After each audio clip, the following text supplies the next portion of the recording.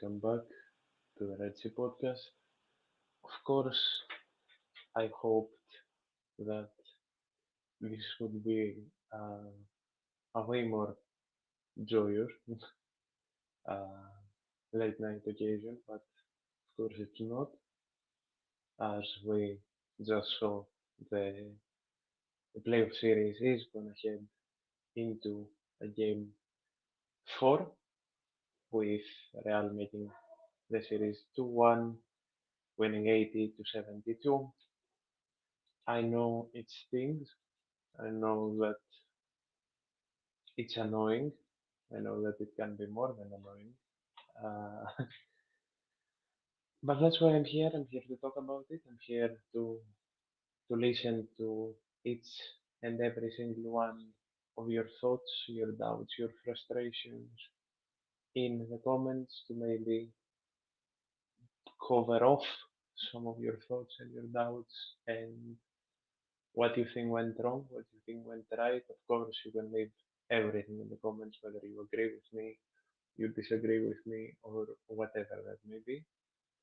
Of course, as always, with the solo shows, especially with basketball, the link is in the comments if you want to join up with me, if you want to let out your frustrations live. Otherwise, if you're watching afterwards or wherever you're watching, you'll see the link and that will be knowledge for future solo shows. But whenever it is and wherever it is that you are listening, please do leave a comment with whatever is on your mind, either that's here on YouTube or up on Spotify, where you can, I'm pretty sure, leave comments like normal. I don't think I've messed that setting up at least. So yeah, as you all flood the chat with your doubts and stuff, let's get into it.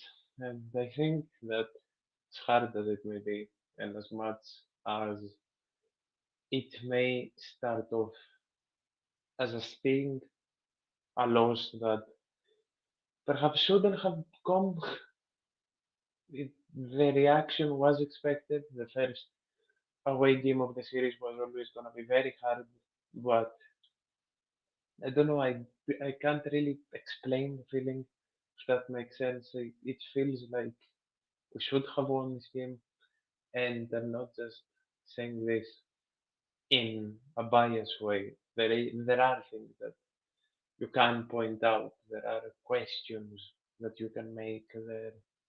There's a lot of stuff to talk about, both positive and negative, of course. And it really up until a point it really stings. But I think the thing that I should start off with, the thing that goes beyond any notes, the thing that goes beyond any logic is that we shouldn't panic. We made sure to get an advantage that would cover even the worst case scenario off. We made sure to gain an advantage that would help no matter what happened here in Spain, as much as the sweep would have been, of course, by a landslide. The best case scenario, we had in the back of our heads the scenario that the series would go to the game 4, as it did in the end, and we can do this. We really can. I still don't think that there is a scenario that the series comes back to Pireaus. I don't think that we'll see a game in safe again.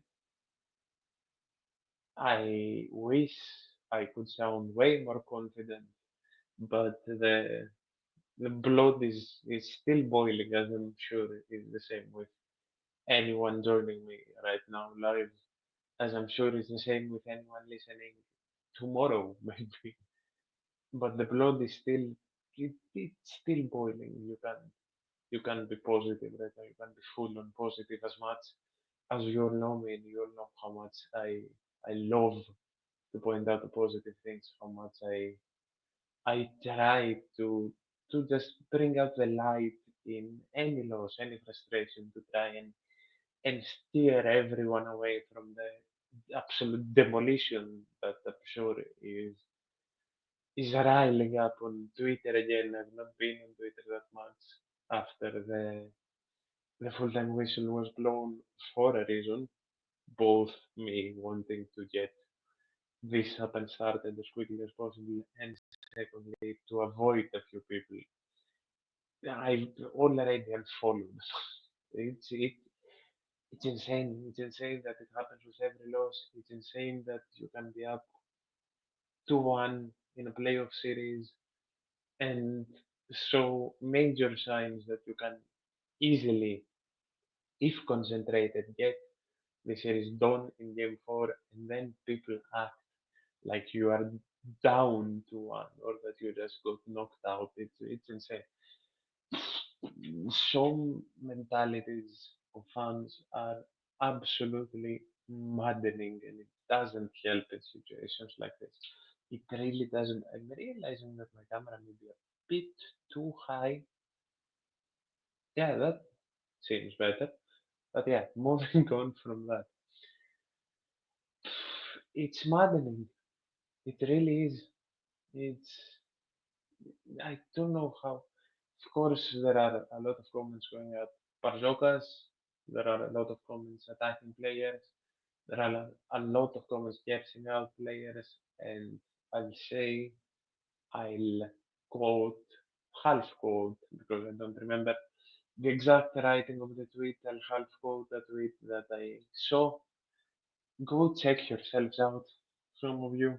Like, honestly, we're all frustrated. We all wish that we got the game wrapped up in a sweep. Mistakes happen, especially near the end, which is the elephant in the room that I'll start off with. But please, some of you, just leave the phone after losses. Just take a breather, take a step back for your own good, because Christ, some things that have been written, not not just now, because I damn well know that it's similar people, so not just now, but in every single loss, it's always baffling. Honestly, it's always mind-boggling that all this stuff gets written, all this stuff gets spoken out loud, and then it spreads. It spreads. Toxicity spreads. Chaos and panic spreads, and suddenly all the positivity that everyone showed in the past few games went like this. I said something the last game, and I said it today early as well, because I was more than positive, and I still am as positive as I can be. But the sting, the stab in the heart of the loss that was like 20 minutes ago. But the hypocrisy of some people to just flip flop, and I said it last game, that up until the moment where we turned the last game around, people were once again tearing the team apart. People were tearing the club apart, going at each and every one of the players and staff, and the fans and everything. And I said it. I said it. I said, and I think this is a direct quote of what I wrote. I said, back to hiding when we won last game, when we turned last game around. And I said that I'm sure that specific people would be back the next game. And here we are, when people are tearing apart each and every single person in the team because of a loss that could have easily been avoided. We'll get it done in game four.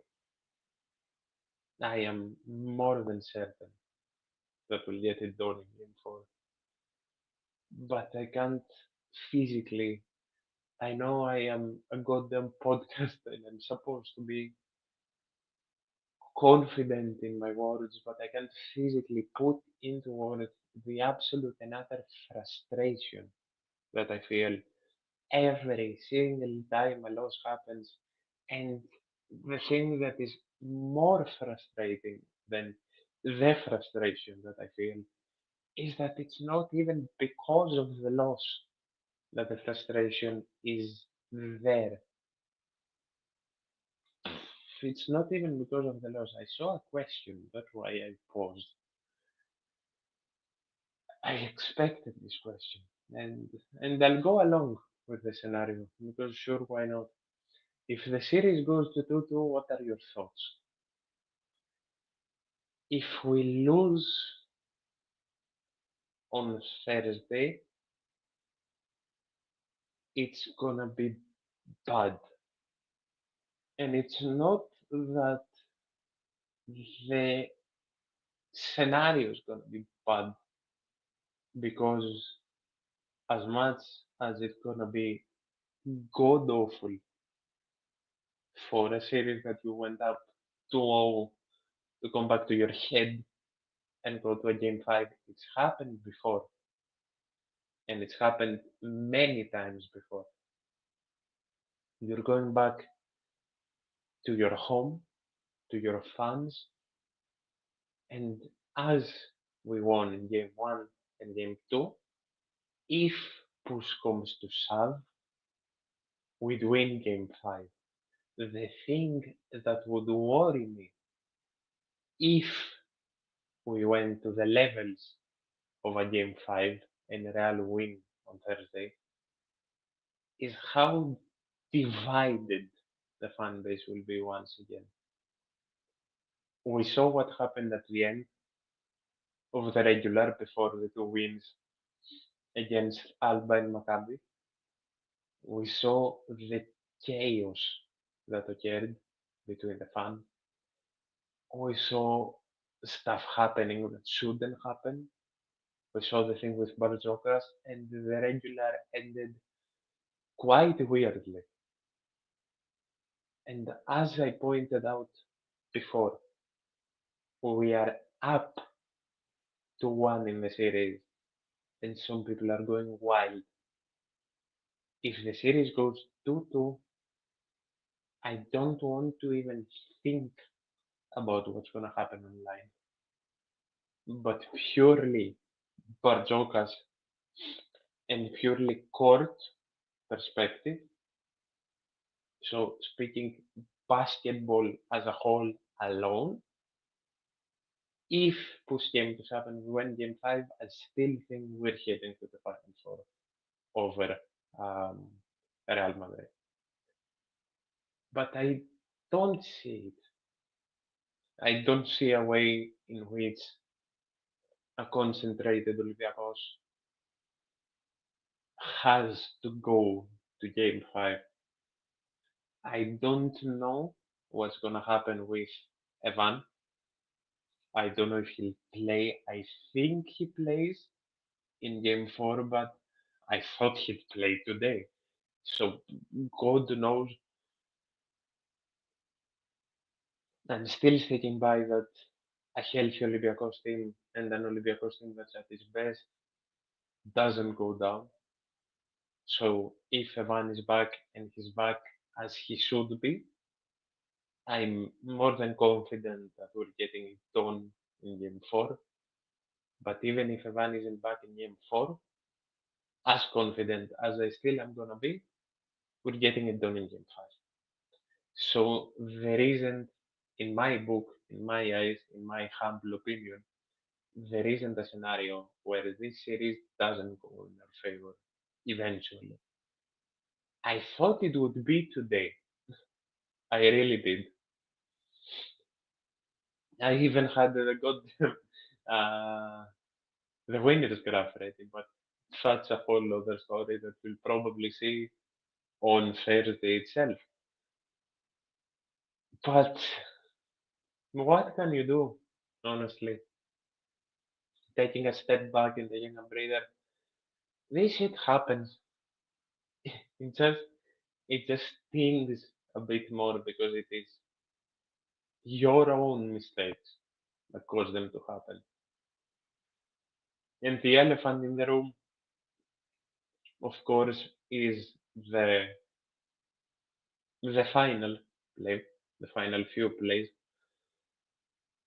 Of course, all starting with Moses trying to go one on one against Tavares and getting uh, blocked. People are calling for a foul. I'm not gonna stand on that. I need to watch it back because I haven't had the chance to watch it back. Let's say Tavares blocks Moses, then Campazzo is a foul. No, I'm sorry, I I got the order confused. Moses does what he does, gets blocked, then Wright earns free throws. No, and not right. God, it's too late. The loss has completely scrambled my brain. Moses gets blocked, then walk happens, the free throws, and with 1 minute left in the game, 0 out of 2.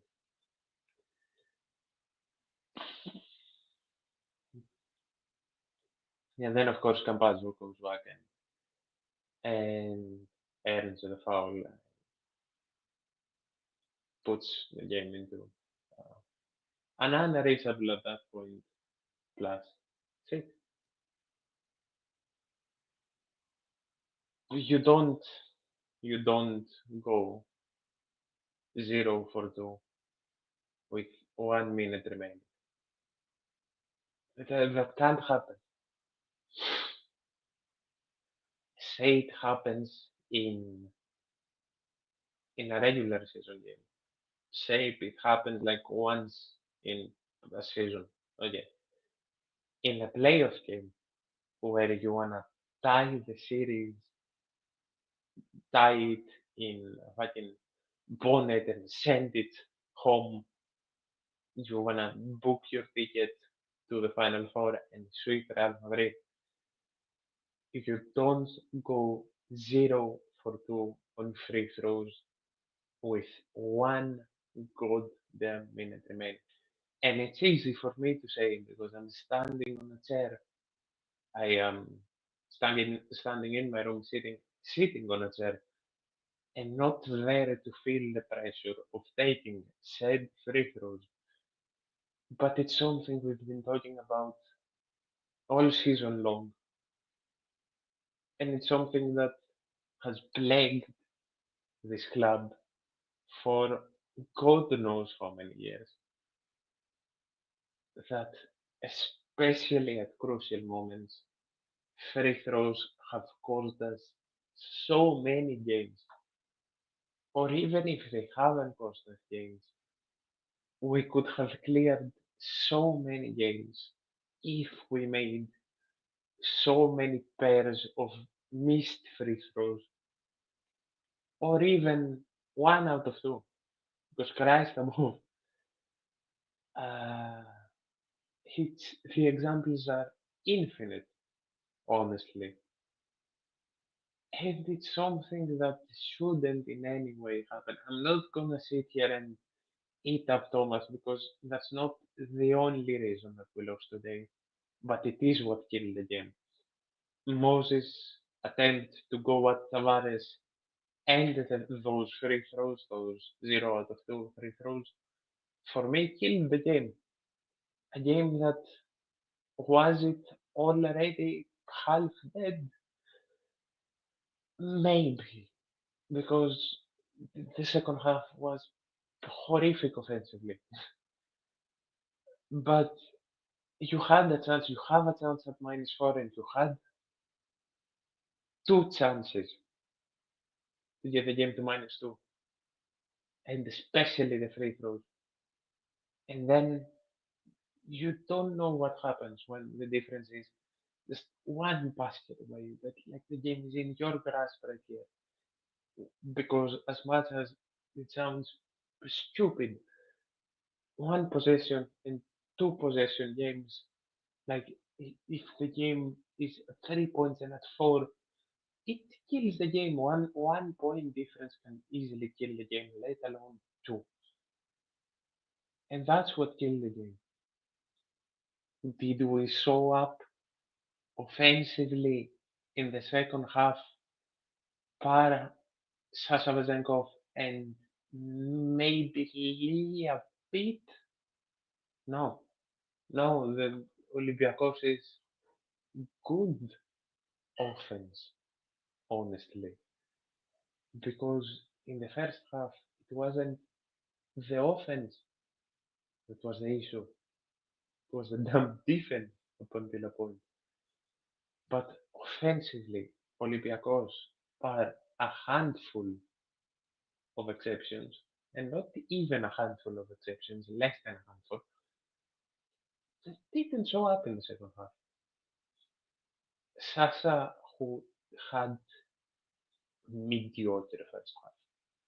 Sasa was below his average in the first half, not below average in general. Sasa was below his average in the first half, came out guns blazing in the second. He had a 6-0 streak on his own, scoring two and then converting an end one, then going up again to score a very crucial three, which brought us right back into the game with Madrid having had built a double-digit lead. But once Sasa offensively, God, it isn't enough, and it showed. Also, Lee did show up in the second half offensively as well. So did Goss, but it wasn't as much as they did the first half. It's like the problems just went on their head and flipped. First half, we showed up offensively and lacked defense. Second half, we showed up defensively and lacked offense. It's weird. It's a bit unexplainable in my head. I don't know if it makes sense, but it is a bit unexplainable in my head. Of course, 28-21 first quarter. The second quarter, where we found who fit the game the most and who didn't. We went up 23-10. Then we come in and it's 20-12. We scored 12 points in the third quarter, which par the mistakes at the end. That's what more or less killed our game. And then we come out at the fourth and the 22-16, which ultimately led to the 8-point loss of the game. Honestly, it's again, it's what I said at the start. It hurts. It hurts because it could have been avoidable, but it's no reason to panic. It really isn't. We had 12 free throws. We made 9. Our free throw percentage wasn't even that bad in total today, but it was at that crucial point where two missed just killed the game. Another question that you can set today is, why did Fall get so many minutes? Fall started the game well. Fall was one of our main pillars at the back to start off, where more or less everyone was lacking a bit coming back or making mistakes coming back or losing their man in the defense. Fall was there. But as time went on, you could say that it wasn't his night. It wasn't his night.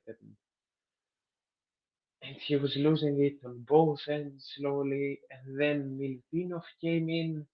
and Milutinov came in and fixed up the game. And Milutinov got the most minutes, of course. from the bigs. Milutinov got 17 minutes with 4-3 and 1. And if I'm not completely mistaken, he did have. Let me check. He didn't. Okay, I thought he had a block to accompany it, but he didn't have a block to accompany it. But still, Milutinov, again, it's what I had been shouting about all season long. Milutinov needed to sit the fuck down with Bartzokas. Milutinov needed to sit the fuck down with the team, figure his stuff out, figure his form out, because Milutinov is a player that can be the best goddamn center in the Euroleague. And 3 games now he's shown that. 3 games now he showed up. He's completely forgotten about his deep in form, and he should have played more today. He should have played more today. I don't know if he could have, but he should have. This series has fit Minu a lot. It's helped him get back to his best. And in winning game 4, I'm pretty sure that uh, Milutinov will be more crucial than arguably in all the 3 first games. And another person that came in absence of course, the ever so crucial and ever so missed Evan Fournier, Moses Wright. And what a goddamn game. Moses Wright, of course, getting 8.5 minutes, just 4-1 and 1.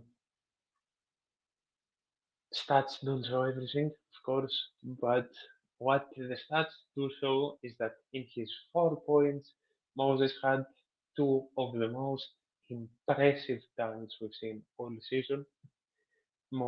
Moses showed his explosiveness, Moses showed his passion, and as bad as last uh, the last decision that he had. I'm sorry about for anyone that's watching. I'm sorry about just swiping randomly and having mosquitoes in my room. Uh, for anyone that saw the entire game, it's clear that you can't just put the loss on there. So for me, at least, the bad decision at the end is something that does fall a bit on Moses, but we also have to think that Moses is a young player. Moses is inexperienced in games like this, and when you have him on absolute fire for a point, then you take him out of the game completely and you get him back on when you're down 10, you shouldn't expect of Moses Wright himself to win you the game. And that's fact. Whether that's for the better or the worse, that's fact. It was either Moses staying in the game, what should have happened, which for me, that's what should have happened, or it should have been Mili closing out the game. It should have been one of the two. But for me, of course, the logical scenario would have been for Moses to stay in the game and not Fall to start that second half.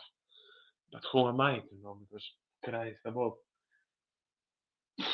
I'm trying to just take breathers myself and take a step back because I don't want to just urge on the distraction. I want to just nitpick at what went wrong and see what we can fix and we should fix on game 4. But I don't want to just.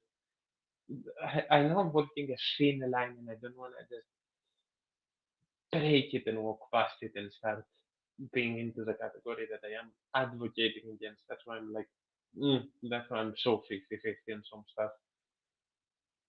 But again, of course, most of this is just my humble opinion, as I said before. Another person that goes massively on the positives of today, and another person that is determined to make sure that he gives everything he can to put his piece in this puzzle that is winning the EuroLeague. And a person that perhaps we haven't really realized his true potential in Olympiacos and under Bartzokas yet. And that's Saban Lee. Because Saban Lee is such a goddamn good player. And Saban Lee is such a goddamn versatile player. And now that he's getting more minutes, and now that he's fitting in with the team even more, now that he's being more decisive, we can see his true scoring ability as well. Because Saban, I almost went back to right again. Saban is a scoring guard, and he pulled up one of the most insane standing dunks from a guard out of absolutely fucking nowhere early on in the game. And then when he came back on, he tried to edit the team on, he tried to help in the breakaways, he tried to help in the passing, he tried to help everywhere, he tried to do his part, and he finished the game with 11 and 4 in 17 minutes, mind you. He got quite a few minutes, and of course, he made his mistakes as well. You can point out that he didn't. Uh, I'm pretty sure one of the unsportsmanlike fouls was on him, or he was involved in the play that led into the second unsportsmanlike foul, which for me it was never, but it's still a mistake. Losing the ball, it was a mixed performance, sure, but I feel like as we're going on, we're seeing more and more of what Lee can give and what Lee can do, and he's staking his claim to be here next season, and he's staking his claim to get more and more minutes because with a walk up next to him, with a Beldoza next to him, with a Ghost next to him, he is performing his positives to higher and higher standards, and I'm pretty sure that we haven't even seen close to the highest standards of Saban Lee.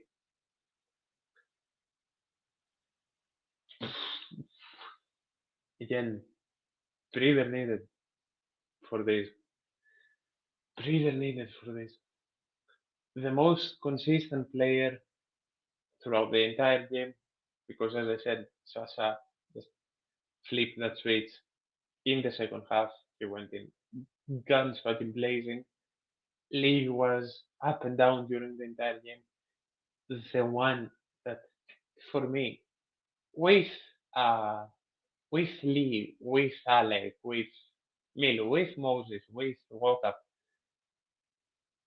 all of those played well, especially in the first half. But the one that was just a few levels above, yeah, especially in that first half, was Nigel Williams. Gosh, Nigel with 17, 3 and 4 in 32 goddamn minutes, showing once again who he is, accompanied, of course, by a steal. What a game, my Nigel, and it's truly a shame that it's accompanied by a loss because his performance is for sure gonna get a bit overshadowed. But what a game by Nigel, and especially what a first half by Nigel. It's just a shame that in the second half, while he stayed at a very good level defensively, he kind of dropped off offensively. But if we had to shout an MVP for today, if it wasn't given to the incredible Sasha Vezenkov as always, it would have been given to Nigel. He was for sure the MVP of the first half. Looking at my notes now, uh, I wanted to get into a very small parenthesis that's That's a complaint that many have had, but I want to actually address live. The Nova commentating is getting to such a ridiculous point. I'm not even gonna name names. I have said my opinion on everyone on Twitter. It's so stupid because we all know what's going on in the background. I don't need to explain it.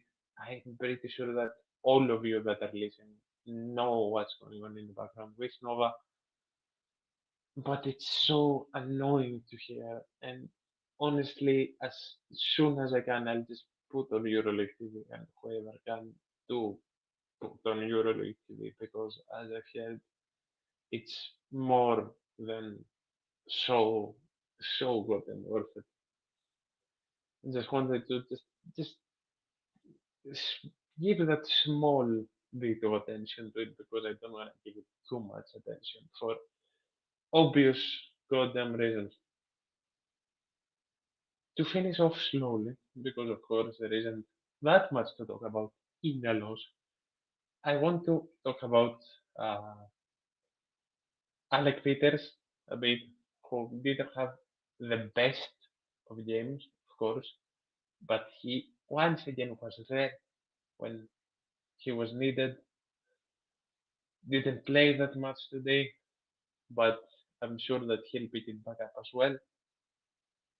And I want to finish off by talking about the quote unquote scapegoat of today's game because of the two missed free throws at the end, and that of course is Thomas Walkup.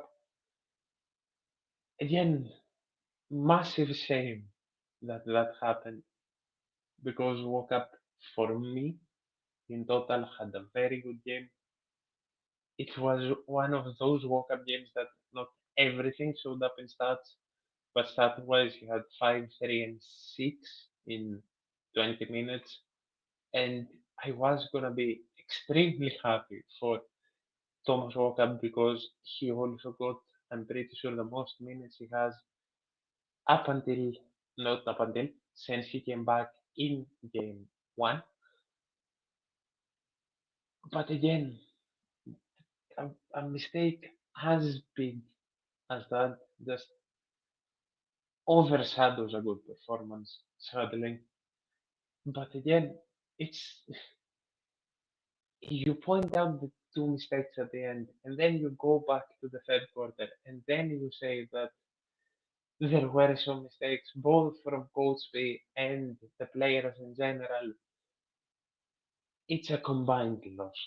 You can't put it on one person, and the team needs to sit down, fix up, and get it done in M4 as we can, because together, both fans and team, we are destined to lift this goddamn thing, knock on wood, and we need to stay behind this team.